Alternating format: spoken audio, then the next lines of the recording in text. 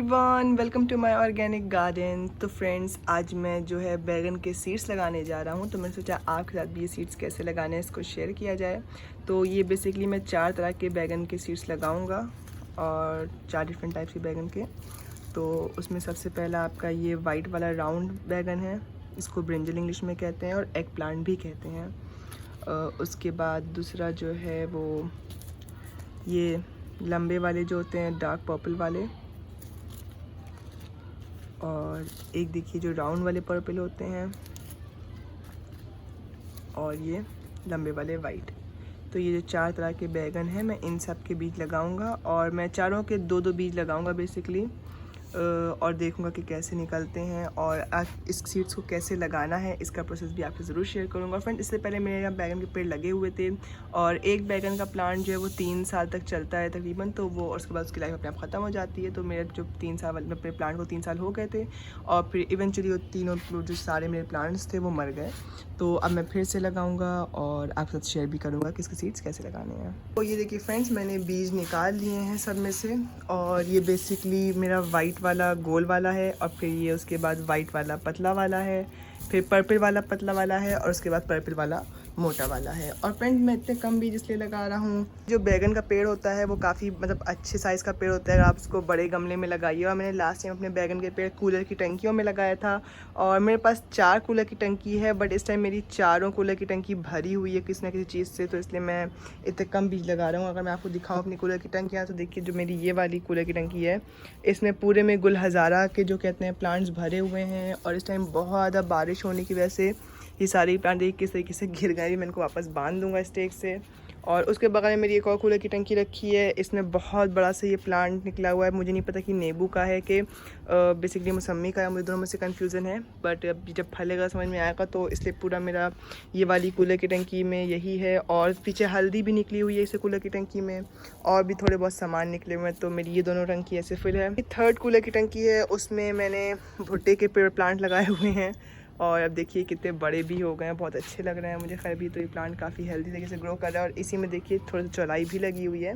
But ये चौलाई के 3 प्लांट थे जिनको मैंने छोड़ दिया था बीज बनने के लिए। यहाँ पे आप देख सकते हैं तीनों के तने हैं, और तो इसलिए मेरी ये 3rd वाली कूलर की टंकी भी भरी हुई है। मेरी लास्ट कूलर की टंकी है, इसमें शरीफे का एक प्लांट लगा हुआ है, और आप देख सकते हैं कि ये कितना बड़ा हो गया है। तो इस तरीके से मेरी चारों जो है वो कूलर की टंकियाँ भरी हैं। तो इसलिए मैं अब बहुत ज़्यादा बैगन के प्लांट नहीं लगा सकता हूँ। सबसे पहले जो मेरे पुराने पेड़ थे, तो वो बेसिकली 2 कूलर की टंकियों में डिवाइड थे। कुछ प्लांट बैगन के इसमें लगे थे, और कुछ उस तरफ वाले दूसरे वाले टेरेस पे प्लांट लगे हुए थे। तो बेसिकली मेरे जो दोनों की दो कूलर की टंकियाँ थी उसमें वो प्लांट लगे थे, बट अब जो कि मेरी सारी भरी है। तो अब मैं इनको पॉट्स में लगा रहा हूँ, और इसीलिए मैंने इतने कम बीज लिए हैं। मैं इन सीड्स को कोकोपीट और मिट्टी के मिक्सचर में लगा रहा हूँ। बेसिकली इसमें 80% कोकोपीट है और 20% मेरी नॉर्मल गार्डन की सॉइल है।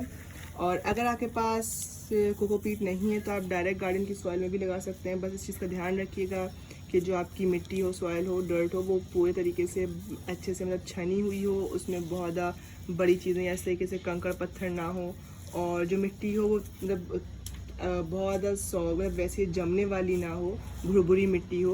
तो बस इन चीज़ों का ध्यान रखिएगा। नहीं तो आप बालू भी ऐड कर सकते हैं। अगर आपकी क्लेई सॉइल है फ्रेंड्स, तब आप बालू मत ऐड कीजिएगा, वरना फिर वो बहुत ज़्यादा ख़राब हो जाएगी आपकी मिट्टी, और वो एकदम सीमेंट की तरह काम करेगी। तो बालू मत ऐड कीजिएगा अगर आपकी क्लेई सॉइल हो, वरना अगर क्लेई ना हो तो आप बालू ऐड कर सकते हैं। और इवन आप डायरेक्ट बालू में भी लगा सकते हैं सीड्स। बट ये है कि अगर आप मिट्टी या कोकोपीट में लगाते हैं तो आपका जर्मिनेशन रेट भी अच्छा रहेगा और प्लांट भी हेल्दी ग्रो करेगा। तो ये मेरे पास इस तरीके से एलुमिनियम के जो आप जिसमें खाना पैक होता है, ये मैंने ले लिए थे 25 पीस, और आज मेरे 3 साल से चल रहे हैं। और इसमें आप देख सकते हैं मैं किस तरीके से देखिए होल्स कर रखे हैं बहुत सारे, और इसी में मैं इस मिट्टी को भर लूँगा और फिर इसमें बीज लगाता हूँ। चीज़ बताना भूल गया था कि अपनी मिट्टी को पॉट के अंदर भरने से पहली बात तो फिर आप कोई भी पॉट ले सकते हैं, आप सीडिंग ट्रे ले सकते हैं, जिसमें आपको लगाना हो आप उसमें लगाइए।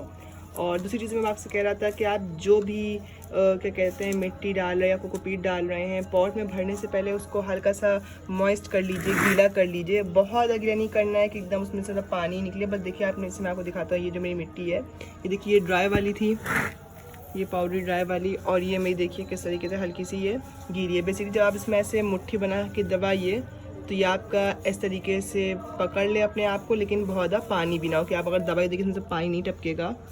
तो इस तरीके से आपको मिट्टी को मॉइस्ट हल्का सा कर लेना है और उसके बाद अपने पॉट में इसको भरना स्टार्ट करना है।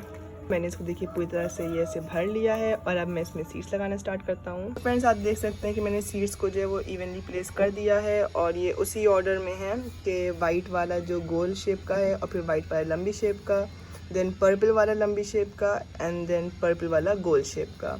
और अब आप इसके ऊपर से भी जो है वो मिट्टी को स्प्रिंकल कर सकते हैं इस तरीके से, और या फिर आप सिंपली अपनी उंगली से ऐसे लेके इसको धीमे से प्रेस करेंगे और प्रेस करने के बाद इसके इर्द गिर्द की मिट्टी दबा देंगे। फ्रेंड्स को बहुत ज़्यादा गहरा नहीं दबाना है, जो कि आप देख सकते हैं इसके सीड्स बहुत जो हैं वो पतले होते हैं, बहुत छोटे साइज से। देखिए आपको उठा के दिखा देता हूँ। तो ये देखिए कितना इसका जो पतला सा सीड है।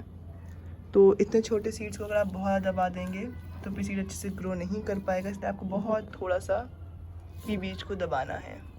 तो इस तरीके से मैं देखिए सारे बीजों को दबा दूंगा और दबाने के बाद मिट्टी से कवर कर दूंगा। और फ्रेंड्स एक फ़ायदा कोकोपीट का ये भी होता है कि कोकोपीट बहुत सॉफ्ट होती है, तो अगर आप थोड़ा सा ज़्यादा दबा देंगे गलती से, जैसे आप फर्स्ट टाइम अगर गार्डनिंग कर रहे हैं, तो कोकोपीट इतनी लाइट होती है कि बीज ईज़िली निकल आते हैं और बहुत कम ही ऐसा होता है कि बीज ना निकलें अगर अच्छी क्वालिटी के बीज हैं तो इस वजह से भी ये भी एक फ़ायदा बहुत अच्छा है कोकोपीट से। और अब आपको इसके ऊपर से भी वाटरिंग कर देनी है फ्रेंड्स। अगर आपने पहले से पानी रखा इसमें ये नहीं आपको वाटरिंग नहीं करनी है, सीड्स हमेशा लगाने के बाद वाटरिंग ज़रूर करना है। तो इसलिए अब मैं इसमें ऊपर से पानी डाल देता हूँ। और फ्रेंड्स पानी बहुत धीमे डालिएगा ताकि आपके जो बीज हैं वो इधर उधर मूव ना कर जाएँ। और पहले से मिट्टी मॉइस्ट करने का ये भी एक फ़ायदा होता है कि बीज जल्दी मूव नहीं करते हैं अपनी जगह से। मैंने फाइनली इसके ऊपर से इसमें पानी दे दिया है और नीचे देखिए थोड़ा सा पानी ये निकला भी हुआ है बह के। और फिर पानी डालने के बाद मैंने हल्का सा ये जो सूखी वाई थी उसको स्प्रिंकल कर दिया, जो कि मुझे वैसे तो नहीं दिखा था कि कोई बीज निकला हो पानी डालने पे, लेकिन अगर कोई निकला होगा तो इससे ये बिल्कुल प्रॉपर्ली कवर हो जाएगा। इसलिए मैंने हल्का जो आपको सूखा स्पॉट दिख रहा है वो इसी वजह से दिख रहा है, बाकी ये भी पूरा रेडी है निकलने के लिए। और फ्रेंड जैसे ये अपने जो सीड्स हैं मेरे निकलना स्टार्ट हो जाएंगे, मैं आपके साथ इसका अपडेट ज़रूर शेयर करूँगा, चाहे शॉर्ट्स में चाहे वीडियो में। तो उसके लिए चैनल को सब्सक्राइब करना बिल्कुल मत भूलिएगा। वीडियो अच्छी लगी तो वीडियो को लाइक कीजिएगा, शेयर कीजिएगा और चैनल को सब्सक्राइब करना बिल्कुल मत भूलिएगा, पिता को बता दूँ। और थैंक्स फॉर वॉचिंग।